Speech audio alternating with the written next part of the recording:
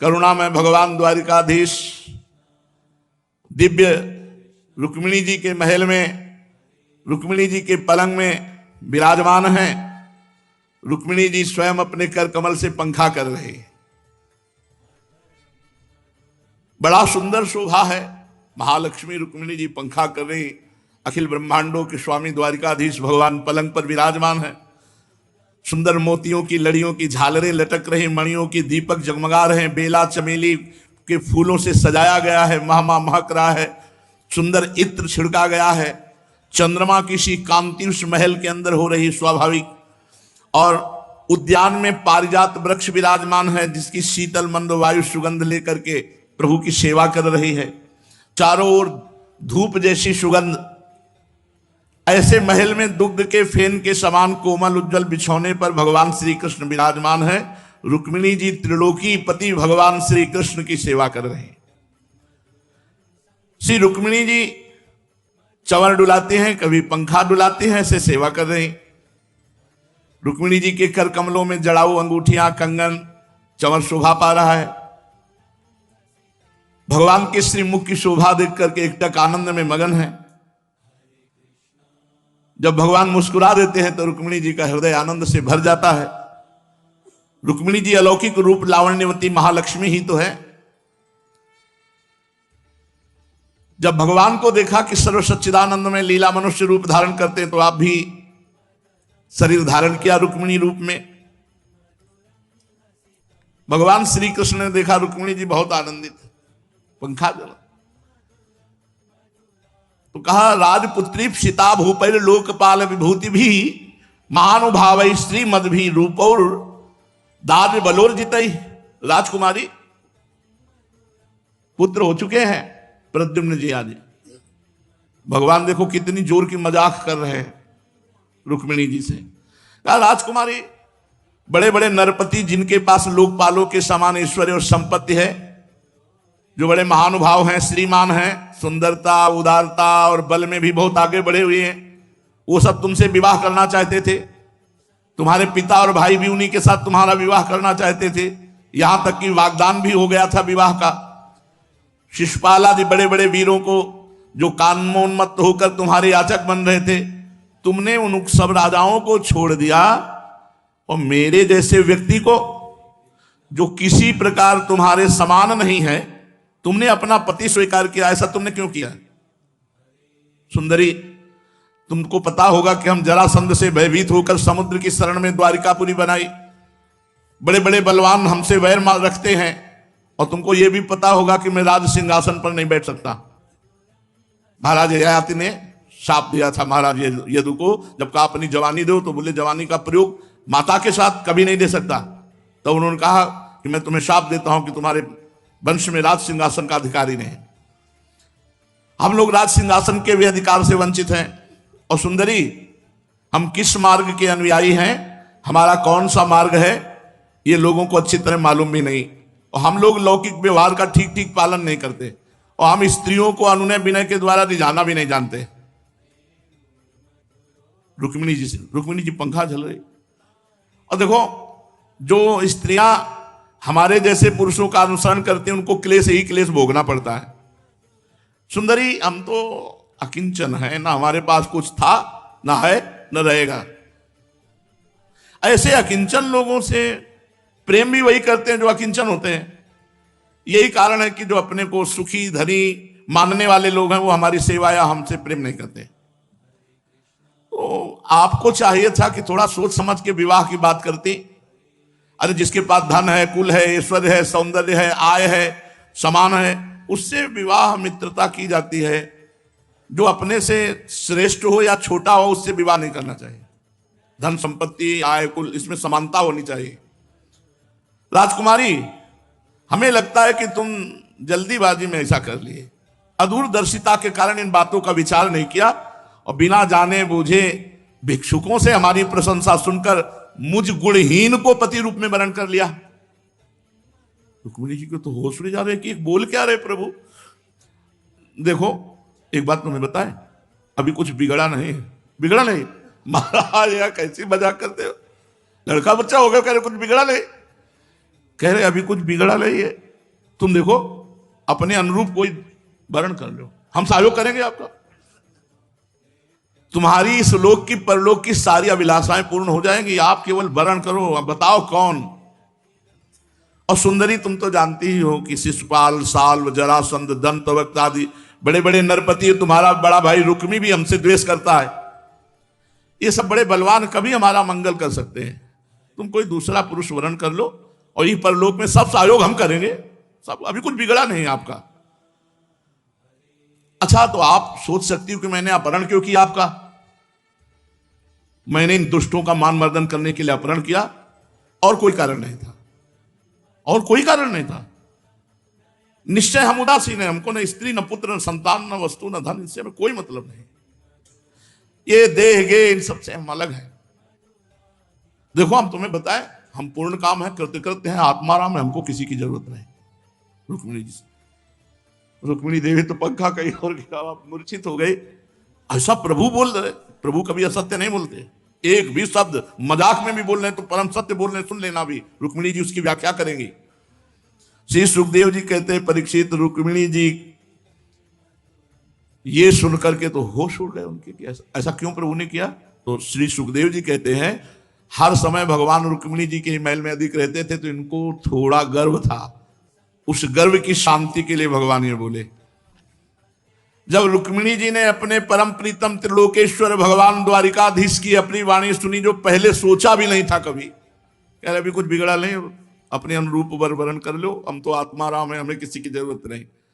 हृदय की इतनी धड़कन तेज हो गई कि वो मूर्छित हो गई, मुंह नीचे लटक गया, दुख से आग, बड़ा भय कि कहीं प्रभु छोड़ न दे मुझे। वियोग की संभावना से ऐसी स्थिति हो गई, हाथ का चंवर गिर गया, विकलता से अचेत हो गई, बाल बिखर गए और धरती पर धड़ाम से। भगवान ने देखा रुक्मिणी जी तो गंभीर विषय में अपनी बुद्धि पहुंचा दी, इसको ये नहीं समझ रही कि मैं हास्य विनोद कर रहा हूं।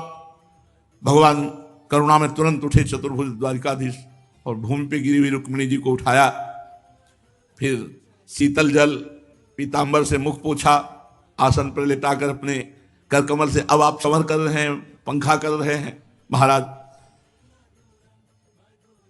जब रुक्मिणी जी को होश आया तो देखा भगवान द्वारिकाधीश अपने बाहों में विराजमान किए हैं।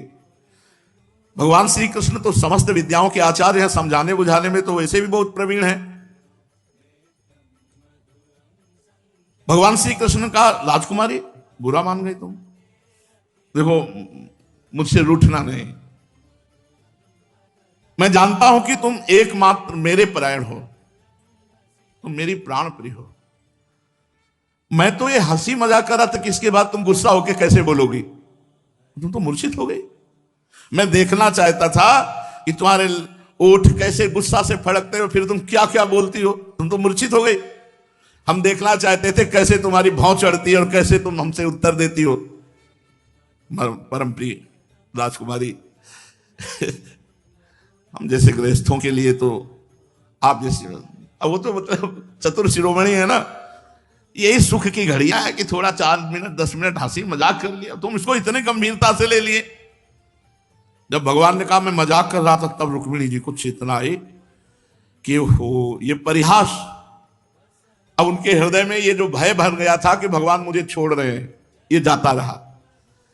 अब वो सावधान हुई और भगवान श्री कृष्ण के मुखारविंद को निरखती हुई कहने लगी। अब एक एक शब्द का उत्तर दे रहे रुक्मिणी जी। भगवान परिहास में भी कभी असत्य वार्ता नहीं करते।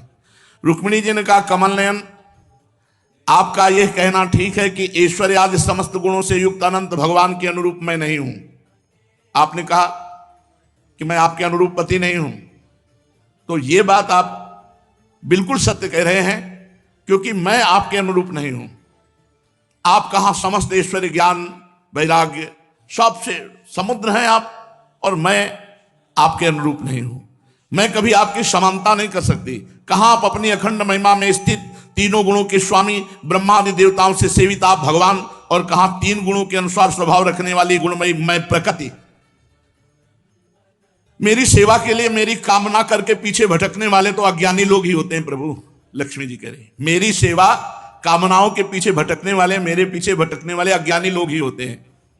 भला मैं आपके समान कब हो सकती हूं प्रभु।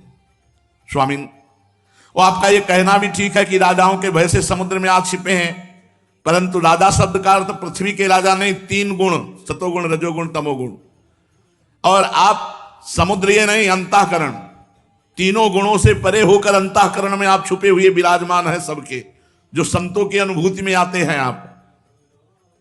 और ये आपने कहा कि आपसे राजा वैर रखते हैं, परंतु राजा कौन? ये दुष्ट इंद्रियां, ये दुष्ट मन, इनसे वैर है। और आप प्रभु कहते हैं राज सिंहासन से रहित हैं, ये भी ठीक है, क्योंकि आपके चरणों की सेवा करने वालों ने भी राजा के पद को घोर अज्ञान अंधकार समझकर दूर से ही छोड़ दिया। फिर आपके लिए कहना क्या है? आप कहते हैं हमारा मार्ग स्पष्ट नहीं, हम लौकिक पुरुषों जैसा आचरण नहीं करते, ये भी निसंदेह सत्य है, क्योंकि जो ऋषि मुनि आपके पाद पद्म मकरंद रस का सेवन करते हैं उनका मार्ग भी अस्पष्ट रहता है। विषयों में उलझे हुए नर पशु उसका अनुमान भी नहीं लगा सकते कि महात्मा किस मार्ग में चलते हैं। हे अनंत, आपके मार्ग में चलने वाले आपके भक्तों की भी चेष्टाएं जब प्रायः अलौकिक होती हैं, तब समस्त शक्तियों और ऐश्वर्यों के स्वामी आपकी चेष्टाएं अलौकिक हो, इसमें तो कहना ही क्या है। आपने अपने को अकिंचन बतलाया कि मेरे पास कुछ नहीं है, परंतु आपकी अकिंचनता दरिद्रता नहीं है। इसका अर्थ यह है कि आपके अतिरिक्त कुछ है ही नहीं, आप ही सब कुछ है। आपके पास रखने के लिए कुछ नहीं है, परंतु जिन ब्रह्मादि देवताओं की पूजा सब लोग करते हैं, भेंट देते हैं, वे लोग भी आपकी पूजा करते हैं।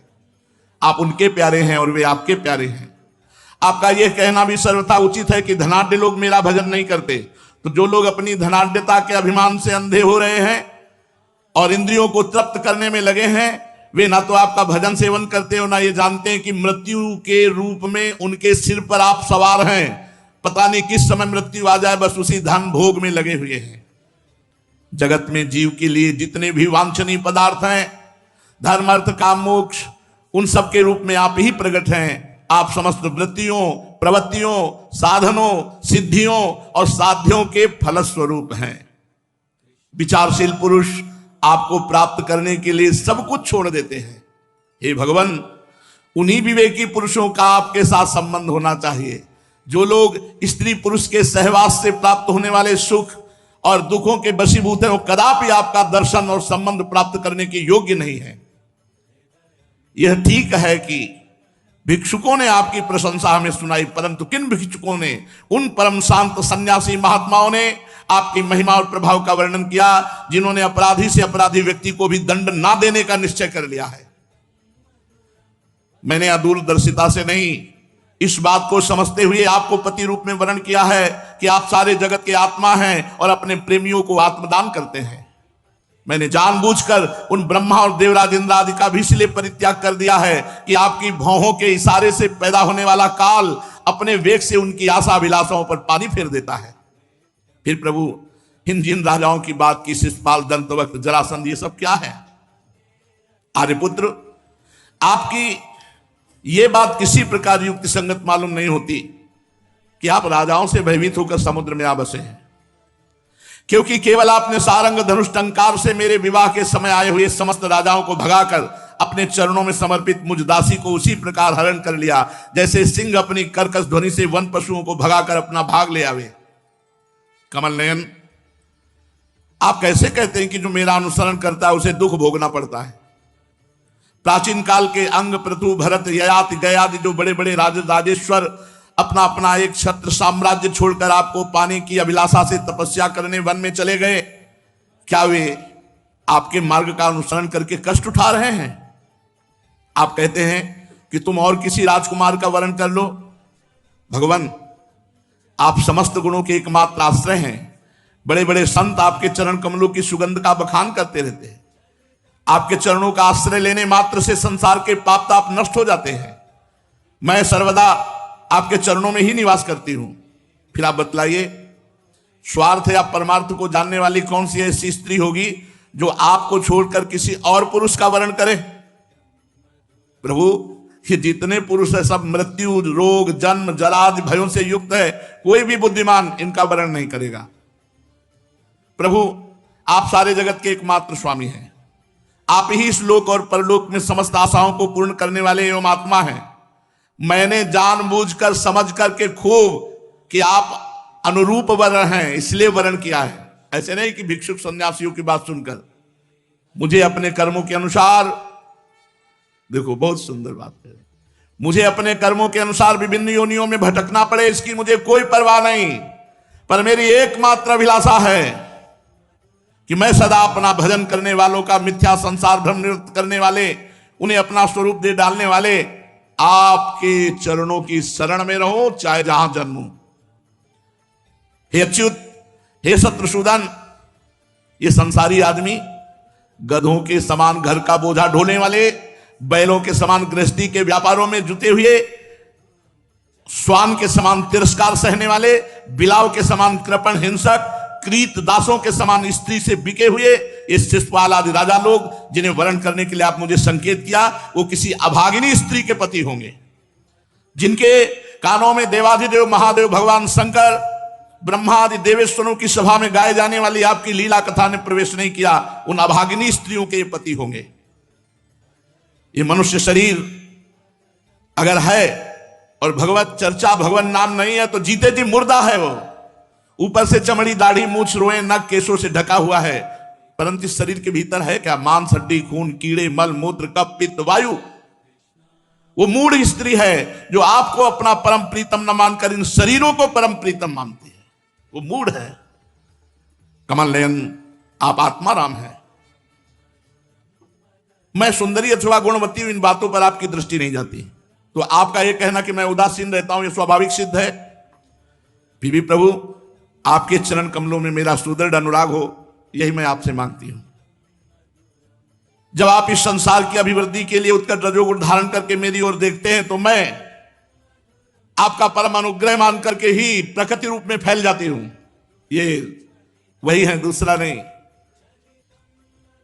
जैसे आपने कहा कि आप अपने अनुरूप किसी दूसरे वर का वर्ण कर लो, तो मैं आपकी इस बात को भी झूठ नहीं मानती, क्योंकि कभी कभी एक पुरुष के द्वारा जीती जाने पर भी अंबा जैसी स्त्रियां होती हैं जो दूसरे पुरुष से प्यार करती, जैसे सालों से प्यार करता। पर प्रभु, जो नए नए पुरुषों की ओर अपने चित्त को, प्रभु ये वह भ्रष्ट है, ऐसा नहीं, कुछ ऐसी होती होंगी। मैंने तो आपका वर्ण किया है और आपकी ही हूं, और जन्म जन्म यही याचना करती हूं कि मैं आपकी ही रहूं। भगवान श्री कृष्ण का साध्वी राजकुमारी, यही बातें सुनने के लिए तो मैंने तुमसे विनोद किया था। तुमने जो व्याख्या की ना मेरे वचनों की, अक्षरशः सत्य है। सुंदरी, तुम मेरी अनन्य प्रेयसी हो, मेरे प्रति तुम्हारा अनन्य प्रेम है। तुम मुझसे जो जो अभिलाषाएं करती हो तुम्हें सदा सर्वदा प्राप्त है। और ये बात भी है कि मुझसे की हुई अभिलाषाएं, ये बहुत खास बात समझो, भगवान से अगर सांसारिक वस्तुएं भी मांगोगे तो फंसोगे नहीं। मुझसे की हुई अभिलाषाएं सांसारिक कामनाओं के समान बंधन में डालने वाली नहीं होती, बल्कि वो कामनाएं मुक्त कर देती है। अगर हम भगवान से चाहेंगे तो भगवान वस्तु भी देंगे और मोक्ष भी देंगे, वो हमें बांधने वाली नहीं हो सकती। पुण्यमयी प्रिय, मैंने तुम्हारा पति प्रेम पातिव्रत देखने के लिए उल्टी सीधी बातें करी थी, तुम्हें बहुत विचलित करना चाहा। भगवान कह रहे हैं, मैंने तुम्हारा पति प्रेम देखने के लिए भली भांति उल्टी सीधी बातें कही, तुम्हें विचलित करना चाहा, लेकिन धन्य हो तुम्हारी बुद्धि तनिक भी मेरे से इधर उधर नहीं हुई। प्रिय, मैं मोक्ष का स्वामी हूं, संसार सागर से मैं ही पार कर सकता हूं। जो सकाम पुरुष अनेक प्रकार के व्रत और तपस्या करके दाम्पत्य जीवन के विशेष सुख की अभिलाषा से मेरा भजन करते हैं, ये माया ने मोहित कर लिया है। माननीय प्रिय, मैं मोक्ष का स्वामी हूं, संपूर्ण संपदाओं का दाता हूं, मैं त्रिभुवन का अधीश्वर हूं। मुझे योगी परमात्मा कहते हैं, ज्ञानी ब्रह्म कहते हैं, भक्त भगवान कहते हैं। जो लोग समझ नहीं पाए वो मेरे से विषय सुख मांगते हैं, मेरे से पराभक्ति नहीं चाहते, वे बड़े मंदभागी हैं, क्योंकि विषय सुख तो हर योनियों में मिल जाते हैं, सूकर कुकर को भी मिल जाते हैं, परंतु उन लोगों का मन तो विषयों में ही लगा रहता है, इसलिए उन्हें नरक जाना अच्छा जान पड़ता है। प्राण प्रिय, ये बड़े आनंद की बात है कि तुम्हारे मन में मेरे सिवा तनिक भी किसी के प्रति चंचलता नहीं आई। मैं संसार बंधन से मुक्त करने वाला और मेरी सेवा, और इतना विचलित करना था, लेकिन तुम्हारा मन केवल मेरे में। दुष्ट पुरुष कभी ऐसा नहीं कर सकते, दुष्ट चित्त कभी ऐसा नहीं कर सकता। जिन स्त्रियों का चित्त दूषित है, कामनाओं से भरा है, उन्हीं में छल छद मादी रहता है, सरलता नहीं रहती। माननी, मुझे अपने प्राणों के समान प्रिय आप ही दिखाई देती हो, क्योंकि जिस समय तुमने मुझे देखा भी नहीं था, केवल मेरी प्रशंसा सुनी थी, उसी समय तुमने मेरे लिए अपना समर्पण कर दिया, सबकी उपेक्षा करके गुप्त संदेश भिजवाया। तुम्हारा हरण करते समय तुम्हारे भाई को युद्ध में जीता, उसे विरूप कर दिया।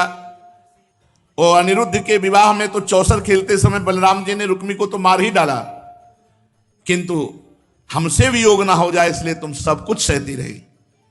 तुमने मेरी प्राप्ति के लिए जो दूत भेजा था, वो जब विलंब से पहुंचा तो उस समय तुम्हारा जीवन कैसा कि आप शरीर छोड़ देती।